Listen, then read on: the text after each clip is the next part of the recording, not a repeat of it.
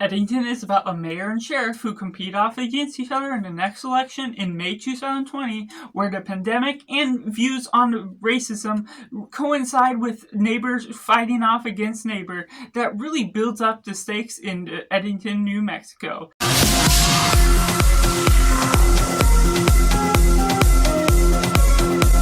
And welcome to Cinema, where we focus on a film. I'm Josh, this is Simply Cinema. Let me know down in the comments below what you thought of Eddington. Was it good, was it bad, or somewhere right in the middle? Or if you're waiting for this review to decide if you're going to see it or not, and taking it right in the positive. Eddington is very interesting by director Ari Aster, who I'm a big fan of all of his past works, Hereditary, Midsommar, Beau is Afraid, who has proven to bring out some of the most controversial films, polarizing, but inducing anxiety to the fullest extent. So is this any different? Well, no, this is very much a tense and novel idea at tackling the pandemic of 2020 that is very down to earth, his most normal film. So if you're out there going about with not enjoying his weird films, while there is a little bit of his weirdness to it, there is still a surreal nature to what we're tackling about the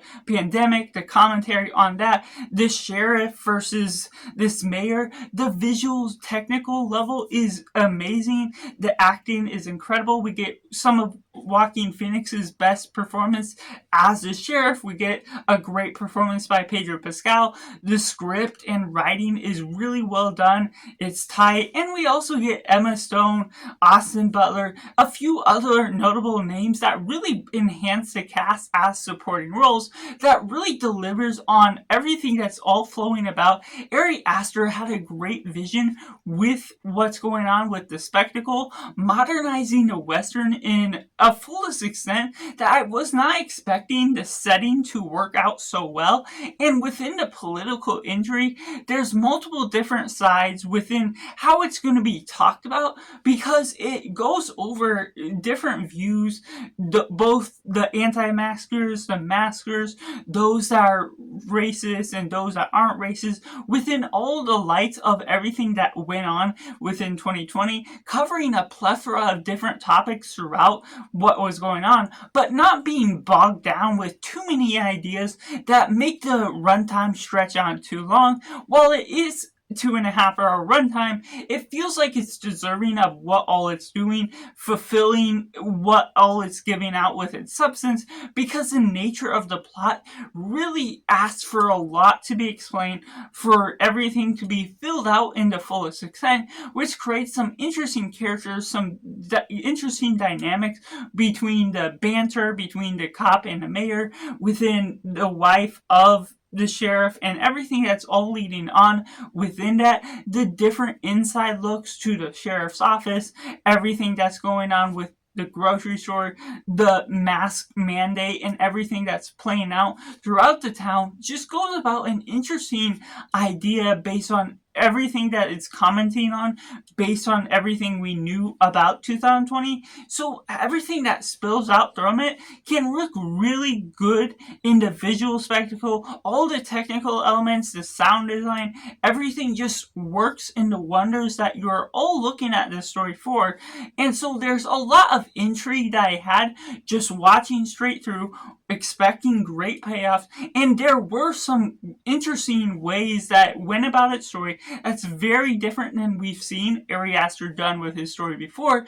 because this is a more grounded story. Most of his other films, while they can represent a realistic approach, a realistic event, this is more direct in referencing real life events we experienced, we saw the different social media posts or other things along the line, and bringing this to life within a film can be very interesting just by the way he studies it and portrays it once more within this Western style that the music really enhances what you're experiencing, building upon the tension, leading on to a third act of the film that builds up the stakes to another level for the sense of tension that you're all feeling throughout what the threat is going on against the sheriff that we're following throughout the film, that just becomes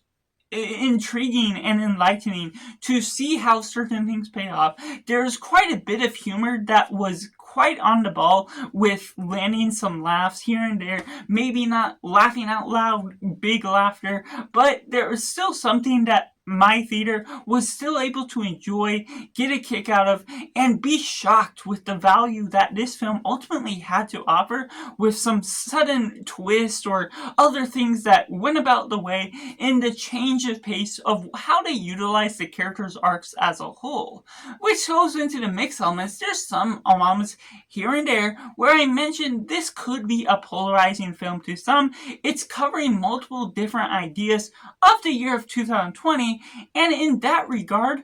there's some people that if you're offended by particular views, this isn't going to be in favor of one view or the other. It's not a film that offers answers that you'll be able to enjoy, that you'll be able to see a light in the darkness to. There's something about it that portrays its message well, but it's still communicating some vague ways of the bickering that all went on, and it covers a plethora of events that some people may not be wanting to revisit this early on. I feel it's a film that could have done better released 5 to 10 years from now, when 2020 is less relevant, is less in the line of the social issues that we still are remembering so vividly, to the nature of how this plays out, and not necessarily providing a clear-cut answer on what's all working out within it. So while there is a definitive story that is all building up to the cluster that's looking at with these characters as a whole, there's multiple different arcs that feels like, while it doesn't bog down the runtime, it doesn't feel uninteresting to watch it all play out. There's multiple different ideas where I feel it's one in conversation that there's a lot to talk about, and you'll also forget some information, and it'll be one of those films where you're talking to your friends about one scene, and they mention a scene that you forgot was in it, but that just goes about an interesting sort of reminder, a mixed sort of feeling toward the film, that because there's multiple different topics that are segmented in a weird sort of way, it feels clear in what it's trying to do, but the editing could feel a little bit cleaner in the way it trims things down, in the way it doesn't leave a bit too much silence. That doesn't necessarily ruin the film experience. I still felt it really deserved certain aspects of what it was doing with its explanation, what all it was beginning to cover as a whole, but that goes back to some people just not wanting to revisit that so soon, some people not wanting to look at those topics at all, because if you're looking to escape from reality, this directly mentions some of the exact same things that you're getting within reality 5 years ago, recently. So just the social commentary that can go on it, while it's not negative in the sense of its depiction, it portrays it well, but there's still something you could get out of different podcasts or some other things you heard directly on the news a few years ago, and not necessarily get anything fresh into perspective that Ari Aster is portraying. It's just a fictional story that portrays all these real events in a replicated manner that just entices you because there's a new way of telling about its story, but it's also something that doesn't necessarily have a point to make while it's cluttering up its ground time. Taking it into the negatives, there's just so many things about this film that I felt coming out of theater frustrated by, and even after some hours to ponder on it, to think of all the different topics that I explored, to think of the way it was portraying different things, while it doesn't come off as offensive to me particularly, though it could for some, depending on how firmly you grasp some of your beliefs basically towards that. It's targeting attacks toward both sides of humanity, and that's what Ari Aster does great within some of his past films, is cycling the absurdity of humanity, to which in his past projects. It's more within the imagination of his mindset, the absurdity that not everyone can experience, but this is something within the environment that everyone has pretty much experienced that is viewing it today.